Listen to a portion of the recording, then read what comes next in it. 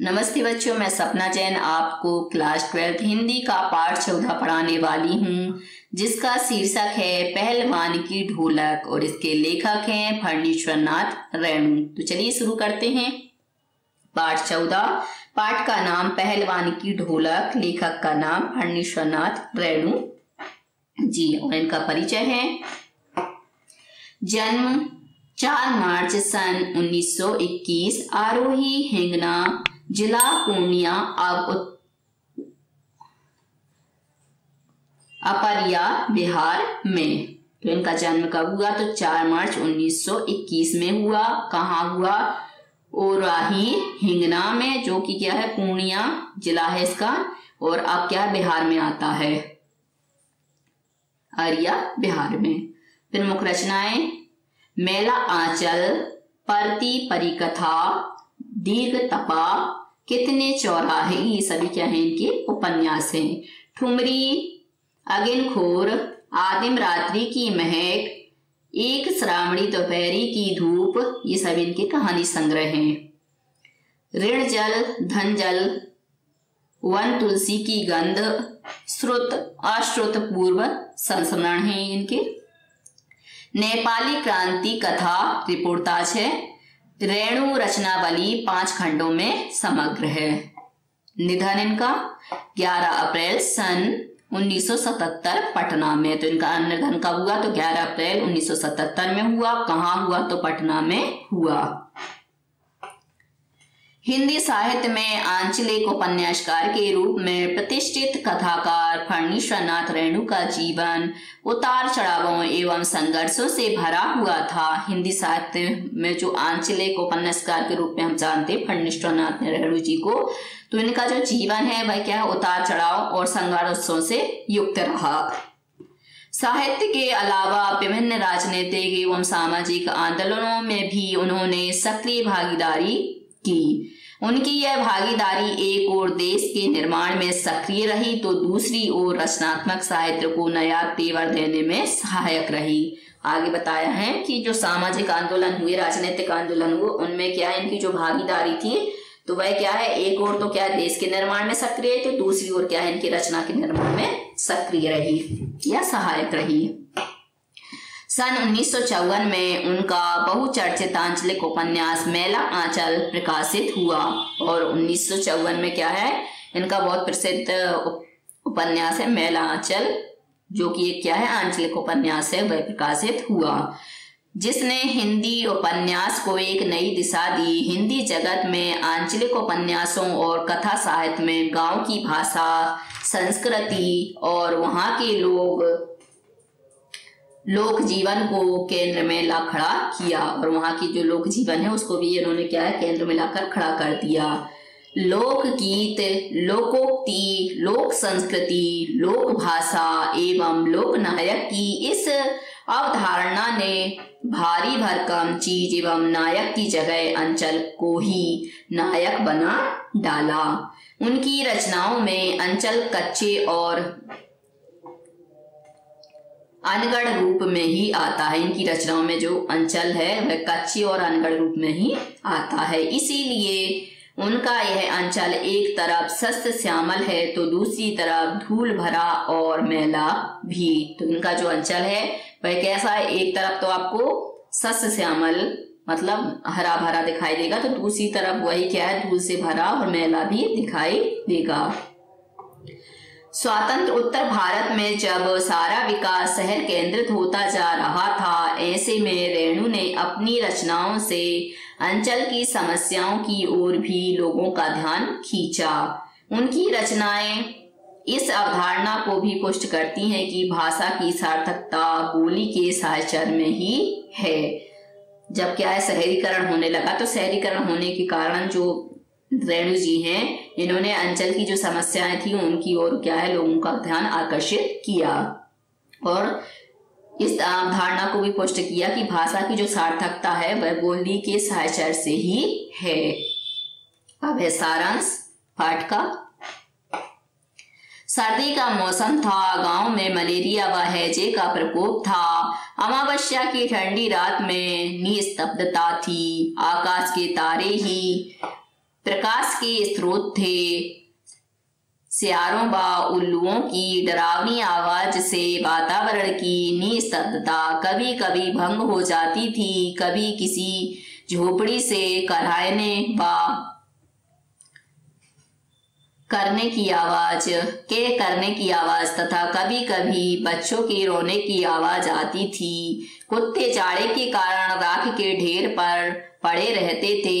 साय या रात्रि को सब मिलकर रोते थे। इस सारे माहौल में पहलवान की ढोलक संध्या से प्रातः काल तक एक ही गति से बजती रहती थी। यह आवाज मृत गांव में संजीवनी शक्ति भरती थी। तो यहाँ पर सारांश में बता रहे हैं लेखक जी कि सर्दी का समय चल रहा था, मतलब सर्दी का मौसम था और गांव में क्या है उसी समय मलेरिया और हैजे का प्रकोप फैला हुआ था। मतलब चारों ओर क्या है मलेरिया और हैजा की बीमारी थी। और अमावस्या की क्या है ठंडी रात में बिल्कुल अमावस्या की जो ठंडी रात है वह बिल्कुल शांत थी और आकाश के जो तारे हैं वही क्या है प्रकाश के रूप में वहां पर प्रकाश का स्रोत थे। और सियार उल्लू की आवाज क्या बहुत ज्यादा डरावनी वहां पर सुनाई देती थी। और कभी कभी तो क्या होता था झोपड़ी से कराहने पर क्या कई करने की आवाज, कभी कभी बच्चों के रोने की आवाज। तो कुत्ते क्या ठंड के कारण जो राख का ढेर होता था तो उसी पर सो जाते थे और शाम और रात में क्या होता है मिलकर वो कुत्ते रोते थे। इस सारे माहौल में एक बहुत अच्छी बात थी कि जो पहलवान की ढोलक है वह क्या है पूरी रात बजती रहती थी और वही जो ढोलक की आवाज है वह लोगों में क्या है एक संजीवनी शक्ति को भर देती थी। गांव में लुट्ठन पहलवान प्रसिद्ध था। 9 वर्ष की आयु में वह अनाथ हो गया था। उसकी शादी हो चुकी थी। उसकी विधवा सास ने उसे पाला। वह गाय चराता, ताजा दूध पीता तथा कसरत करता था। गांव के लोग उसकी सास को तंग किया करते थे। लुट्ठन इनसे बदला लेना चाहता था। कसरत के कारण वह किशोर अवस्था में ही पहलवान बन गया। आगे बताया है जो लुट्ठन पहलवान था वह कैसा था और उसका पालन पोषण किसने किया। तो उसके जो पालन पोषण उसकी विधवा सास थी, क्योंकि उसकी शादी बचपन में हो गई थी, इस कारण उसकी सास ने उसको पाला पोसा। और वह जो लुट्ठन था वह क्या गाय चराने जाता था और अच्छा दूध पीता था, कसरत करता था, इस कारण से वह क्या है अच्छा पहलवान बन गया। एक बार लुट्ठन श्यामनगर मेला में दंगल देखने गया। पहलवानों की कुश्ती व दांव पेच देखकर उसने शेर के बच्चे को चुनौती दे डाली। आगे बता रहे हैं कि एक बार क्या हुआ, श्यामनगर मेला देखने के लिए लुट्ठन गया और वहां पर दंगल देखने गया हुआ था और पहलवानों की कुश्ती व दांव पेच देखकर उसने क्या जो शेर का बच्चा होता है उसको चुनौती दे दी। शेर के बच्चे को चुनौती, असली नाम था चांद सेह, मतलब शेर के बच्चे का नाम यहाँ पर क्या है चांद सेह। वह पहलवान बादल सिंह का शिष्य था और जो ये पहलवान था चांद सिंह वह क्या है बादल सिंह का शिष्य था। 3 दिन में उसने पंजाबी व पठान पहलवानों को हरा दिया था। वह अपनी श्रेष्ठता सिद्ध करने के लिए बीच बीच में दहाड़ता फिरता था। श्यामनगर के दंगल व शिकार प्रिय वृद्ध राजा साहब उसे दरबार में रखने की सोच रहे थे कि लुट्ठन ने शेर के बच्चे को चुनौती दे दी। मतलब सभी राजा साहब लोग और जो शिकार प्रिय वृद्ध व्यक्ति थे वो सोच रहे थे कि उसको हम यहाँ रख ले। उसी समय क्या होता है जो लुट्ठन है वह शेर के बच्चे को चुनौती दे डालता है। दर्शक उसे पागल समझते थे। चांद सिंह बाज की तरह लुट्ठन पर टूट पड़ा, परंतु वह सफाई से आक्रमण को संभाल कर उठ खड़ा हुआ। सभी जो दर्शक थे उस समय उसको क्या पागल समझ रहे थे और चांद सिंह ने क्या बाज की तरह लुट्ठन पर अपना प्रहार किया और उस प्रहार में क्या हुआ उसने अपने आप को संभाला, किसने लुट्ठन ने, और खड़ा हो गया। राजा ने लुट्ठन को समझाया और कुश्ती से हटने को कहा और जो राजा साहब थे उन्होंने समझाया लुट्ठन मान जा मत लड़ और इस कुश्ती से क्या है तो पीछे हट जा। किंतु लुट्ठन ने लड़ने की इजाजत मांगी। मैनेजर ने से लेकर सिपाहियों तक ने उसे समझाया, मतलब मैनेजर से लेकर सिपाही तक ने उसे खूब समझाया कि लुट्ठन मान जा मत लड़ इससे, परंतु वह नहीं माना। परंतु लुट्ठन ने कहा कि इजाजत ना मिली तो पत्थर पर माथा पटक कर मर जाएगा। और लुट्ठन ने तब तक कह दिया कि यदि तुम आप लोग इजाजत नहीं देते हो तो मैं इस पत्थर पर माथा पटक कर क्या करूंगा, यहीं मर जाऊंगा। भीड़ में अधीरता थी। पंजाबी पहलवान लुट्ठन पर गालियों की बौछार कर रहे थे। तो और क्या है, बहुत ज्यादा भीड़ थी और भीड़ जो पंजाबी जो पहलवान थे वह क्या कर रहे थे, जो लुट्ठन था उस पर गालियों की बौछार मतलब गालियां दे रहे थे। दर्शक उसे लड़ने की अनुमति देना चाहते थे। विवश होकर राजा साहब ने इजाजत दे दी और दर्शक क्या है, उससे लड़ने की अनुमति चाहते थे और फिर राजा साहब ने उसे क्या है, लड़ने की अनुमति दे दी। बाजे बजने लगे, लुट्ठन का ढोल भी बजने लगा था। चांद ने उसे कसकर दबा लिया था। वह उसे चित्त करने की कोशिश में था। लुट्ठन के समर्थन में सिर्फ ढोल की आवाज थी, जबकि चांद के पक्ष में राजमत व बहुमत था। लुट्ठन की आंखें बाहर निकल रही थीं। तभी ढोल की पतली आवाज सुनाई दी, धाक धिना तिरकट तिना, धाक धिना तिरकट तिना। इसका अर्थ था दाव काटो, बाहर हो जाओ। लुट्ठन ने दाव काटी तथा लपक कर चांद की गर्दन पकड़ ली। ढोल ने आवाज दी, चटाक चट धा, अर्थात उठाकर पटक दे। लुट्ठन ने दाव व जोर लगाकर चांद को जमीन पर दे मारा। ढोलक ने धिना धिना धिक धिना कहा और लुट्ठन ने चांद सिंह को चारों खाने चित कर दिया। ढोलक ने वाह बहादुर की ध्वनि की तथा जनता ने माँ दुर्गा की, महावीर की, राजा की जय जयकार की। और जैसे ही चांद सिंह हार गया तो ढोलक ने क्या, वाह बहादुर की ध्वनि निकाली। उसके बाद जनता ने माँ दुर्गा की, महावीर की और राजा की जय जयकार की। लुट्ठन ने सबसे पहले ढोलों को प्रणाम किया और फिर दौड़कर राजा साहब को गोद में उठा लिया। और लुट्ठन ने क्या, सबसे पहले तो अपनी ढोलक को प्रणाम किया और ढोलों को प्रणाम करने के बाद दौड़ा और राजा साहब को उसने क्या किया, गोद में उठा लिया।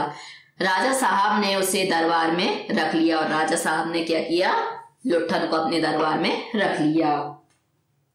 पंजाबी पहलवानों की जमायत चांद सिंह की आंखें पोंछ रही थी। राजा साहब ने लुट्ठन को पुरस्कृत न करके अपने दरबार में सदा के लिए रख लिया।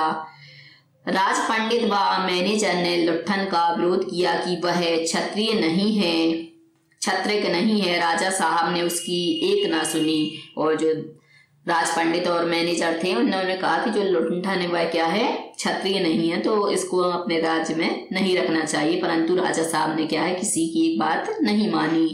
कुछ ही दिन में लुट्ठन सिंह की कीर्ति दूर दूर तक फैल गई और कुछ समय बाद ही जो लुट्ठन सिंह की जो कीर्ति थी, यश था, वह क्या है, दूर दूर तक फैल गया। उसने सभी नामी पहलवानों को हराया और जितने भी नामी पहलवान थे उन सबको क्या है, उसने हरा दिया।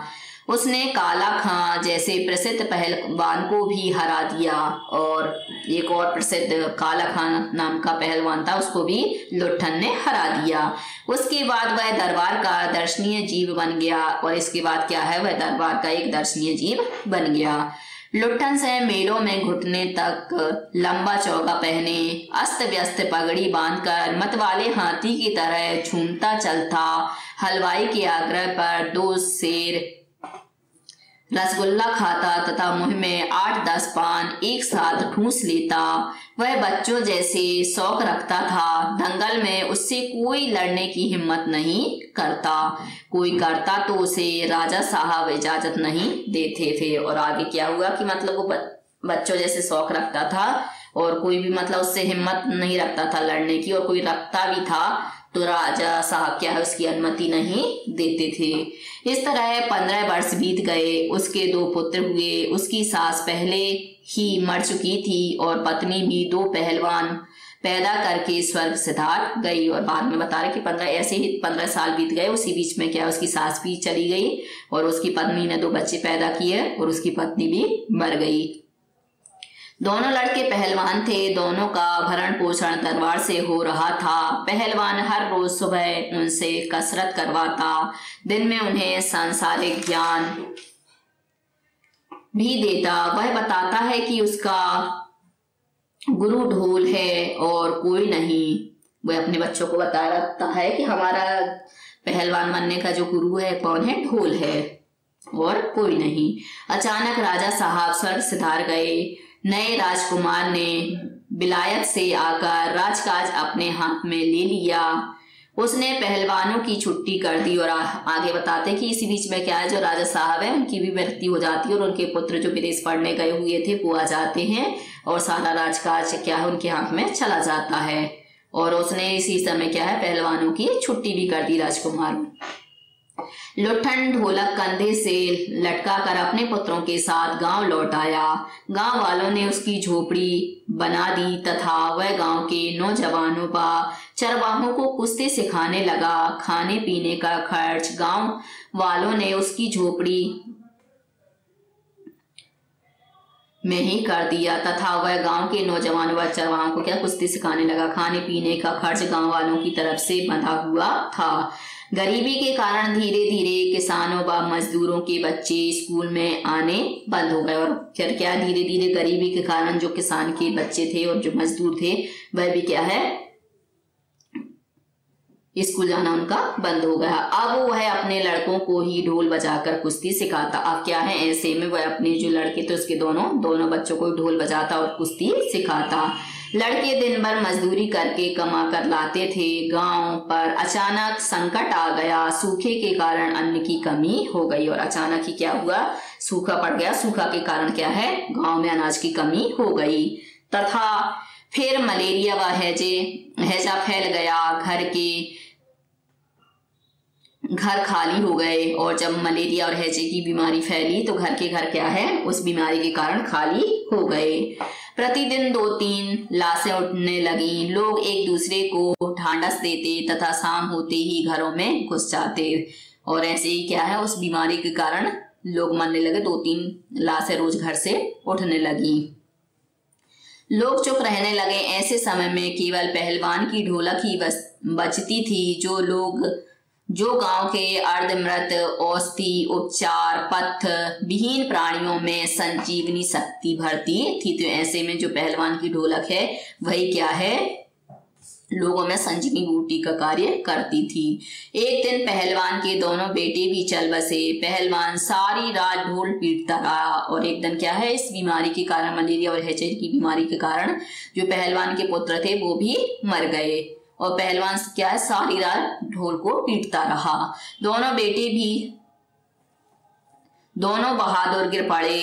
उस दिन उसने राजा श्यामानंद की दी हुई रेशमी जांघिया पहनी और सारे शरीर पर मिट्टी मलकर थोड़ी कसरत की। फिर दोनों पुत्रों को कंधों पर लाद कर नदी में बहा आया। और बाद में उसने क्या किया, जो श्यामानंद की दी हुई रेशमी जांघिया थी उसको पहना और पहनने के बाद सारे शरीर पर मिट्टी को लगाया। और मिट्टी लगाने के बाद क्या दोनों पुत्रों को अपने कंधों पर रखा और नदी में बहाकर आ गया।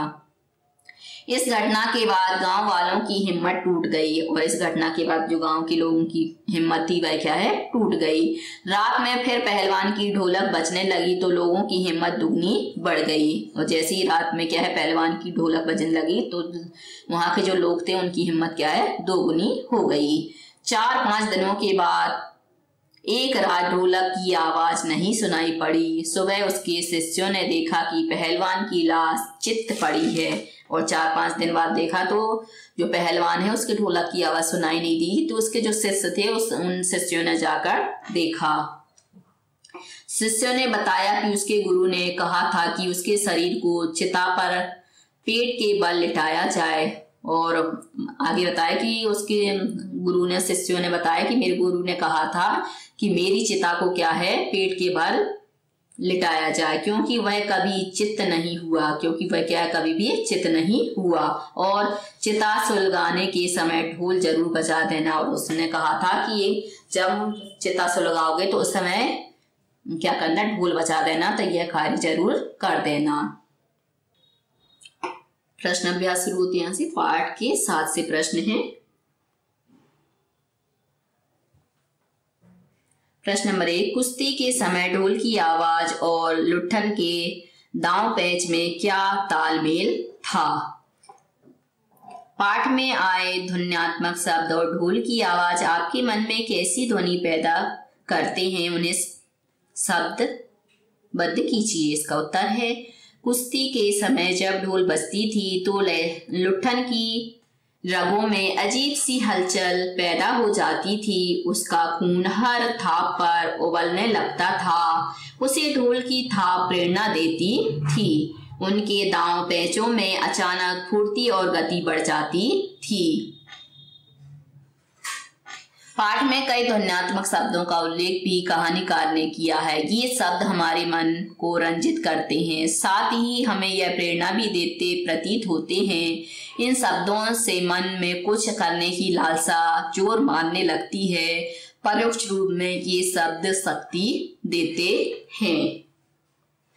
तो यहाँ पर ये बताया कि कुश्ती के समय जब ढोल बजती थी तो लुंठन के रगों में क्या है, एक अजीब सी हलचल पैदा हो जाती थी और उसका शरीर क्या है, उबलने लगता था। और जैसी जैसी उसकी थाप पड़ती थी वैसी वैसी ही क्या, उन थापों से उसको एक प्रेरणा मिलती थी और उसी प्रेरणा के कारण वह क्या है, कुश्ती में अच्छा प्रदर्शन कर पाता था। और जो ध्वन्यात्मक शब्दों का यहाँ पर लग, धिक, धिक, तान, तिन, ये जो शब्द आते थे उसको उससे क्या है, एक अलग ही प्रकार की ऊर्जा मिलती थी। और साथ में ही यह प्रेरणा भी देते हैं, प्रतीत होते हैं कि इन शब्दों से क्या है, मन में कुछ करने की लालसा उत्पन्न होती थी। और परोक्ष रूप में ये शब्द क्या है, शक्ति देते हैं।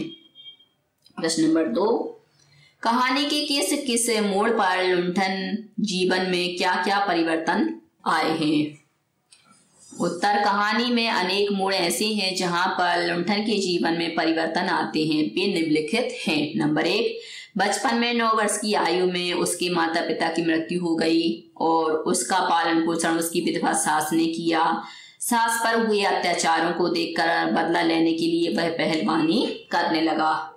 और क्या हुआ, उसके मतलब 9 वर्ष में तो मृत्यु हुई और मृत्यु के बाद उसकी शादी भी हुई। शादी के बाद उसका पालन पोषण क्या उसकी विधवा सास ने किया। और सास को भी लोग क्या है, बहुत ज्यादा परेशान करते थे। उन परेशानियों को देख करके लुंठन के मन में क्या है, पहलवानी की जो भावना है वह जागृत हो गई। नंबर 2, किशोर अवस्था में उसने श्यामनगर दंगल में चांद सिंह नामक पहलवान को हराया तथा राज पहलवान का दर्जा हासिल किया। उसने काला खां जैसे प्रसिद्ध पहलवानों को जमीन सुंघा दी तथा अजय पहलवान बन गया। गांव आकर उसने गांव के बाहर अपना अखाड़ा बनाया तथा ग्रामीण युवकों को कुश्ती सिखाने लगा। नंबर 4, पुत्रों की मृत्यु के बाद वह कुछ दिन अकेला रहा और अंत में चल बसा। प्रश्न नंबर 3, लुंठन पहलवान ने ऐसा क्यों कहा होगा कि मेरा गुरु कोई पहलवान नहीं, यही ढोल है? इसका उत्तर है, वास्तव में लुंठन पहलवान का कोई गुरु नहीं था। जब पहली बार वह दंगल देखने गया तो वहां ढोल की थाप पर दांव पैच चल रहे थे। पहलवान ने इन थापों को ध्यान से सुना और उसमें अजीब सी ऊर्जा भर गई।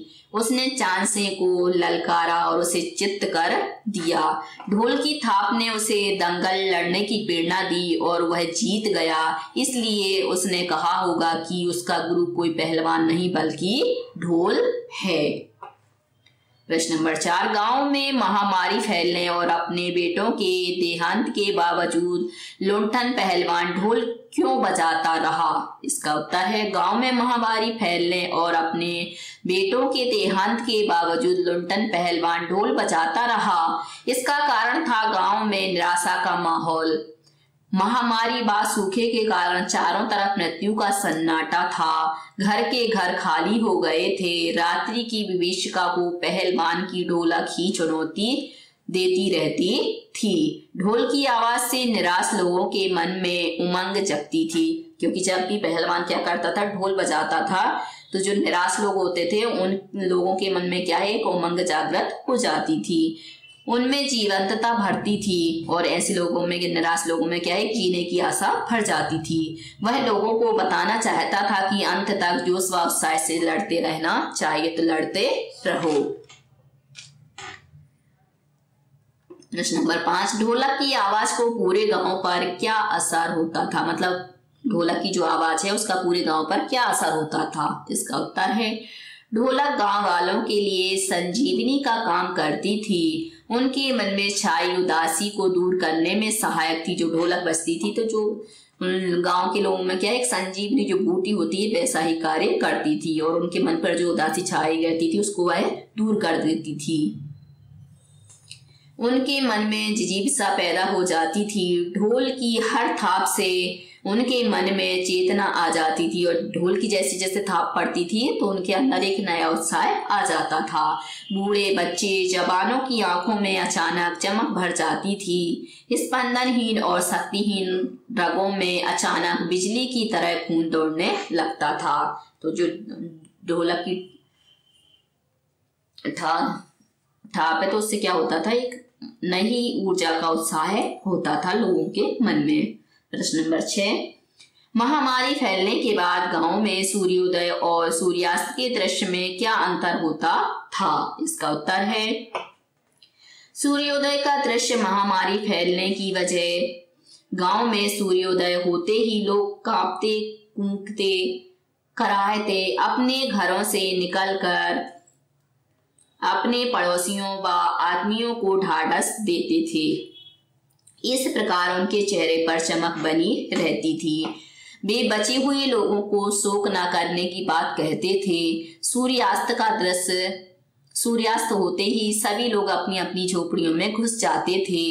उस समय वे चूं तक नहीं करते थे। उनके बोलने की शक्ति भी जाती रहती थी। यहाँ तक कि माताओं में दम तोड़ते पुत्र को अंतिम बार बेटा कहकर पुकारने की हिम्मत भी नहीं होती थी। ऐसे समय में पहलवान की ढोलक की आवाज रात्रि की पिपीलिका को चुनौती देती रहती थी। तो यहाँ पे यही बताया कि सूर्योदय और सूर्यास्त का जो दृश्य था वो कैसा था। सूर्योदय पर तो क्या सभी क्या करते थे, ये किसी के घर में मृत्यु हो जाती थी उसको सांत्वना देते, ढाढ़स बनाते, परंतु शाम होते होते क्या है ये शक्ति उनके अंदर से समाप्त हो जाती थी और वो क्या करते थे, और सूर्यास्त होते ही अपनी अपनी झोपड़ियों में गए और इतनी शक्ति क्षीण हो जाती थी कि माता क्या अपने पुत्र को बेटा कहकर भी नहीं पुकार पाती थी। ऐसे में मतलब जब इतनी हिम्मत हार जाते थे वो सूर्यास्त के बाद, तो वो जो ढोलक बजती थी पहलवान की तो उससे उनको क्या है एक नई प्रेरणा मिलती थी और ऐसा लगता था कि जो पहलवान की ढोलक है उनकी जो आवाज है वह रात्रि की विभीषिका को क्या कर रही है, तो चुनौती दे रही है। प्रश्न नंबर 7, कुश्ती या दंगल पहले लोगों और राजाओं का प्रिय शौक हुआ करता था। पहलवानों को राजा एवं लोगों के द्वारा विशेष सम्मान दिया जाता था। का ऐसी स्थिति अब क्यों नहीं है? इसका उत्तर है अब ना तो राजा रहे और ना ही वे पहलवान। वास्तव में पहलवानी बहुत खर्चीला खेल है, फिर इसके लिए अभ्यास की नियमित आवश्यकता है। आजकल लोगों के पास इतना समय नहीं कि वे दिन में 18-20 कसरत करें, फिर बदले में मिलता भी कुछ नहीं है। केवल नाम के सहारे पेट नहीं पल सकता। इस कारण से लोग क्या है आजकल पहलवानी कम करते हैं। हाँ, इसकी जगह अब किन खेलों ने ले ली है? इसका उत्तर है कुश्ती की जगह अब घुड़सवारी, football, cricket, tennis, volleyball, baseball आदि खेलों ने ले ली है। इन खेलों में पैसा और शोहरत दोनों हैं। फिर खेल से रिटायर होने के बाद भी जीविका बनी रहती है। इस कारण कुश्ती का स्थान इन खेलों ने ले लिया है।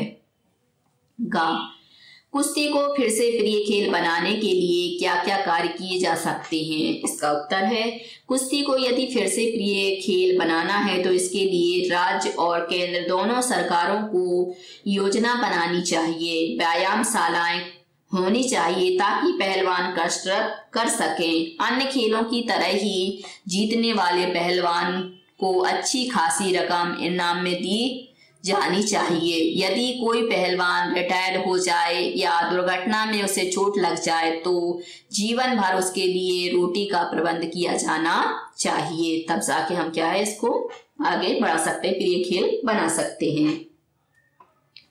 प्रश्न नंबर 8, आशय स्पष्ट करें। आकाश से टूटकर यदि कोई भावुक तारा पृथ्वी पर जाना भी चाहता तो उसकी ज्योति और शक्ति रास्ते में ही शेष हो जाती थी। अन्य तारे उसकी भावुकता अथवा असफलता पर खिलखिलाकर हंस पड़ते थे। इसका उत्तर है लेखा अमावस्या की रात की विभीषिका का चित्रण करता है, अर्थात उस दृश्य को दिखाता है। महामारी के कारण गांव में सन्नाटा है। ऐसी स्थिति में कोई भावुक तारा आकाश से टूटकर अपनी रोशनी गांव वालों को देना चाहे तो भी क्या है, उसकी चमक व शक्ति रास्ते में ही खत्म हो जाती है, क्योंकि महामारी के कारण जो गांव के व्यक्ति हैं वह क्या है, बिल्कुल निराश हो चुके हैं।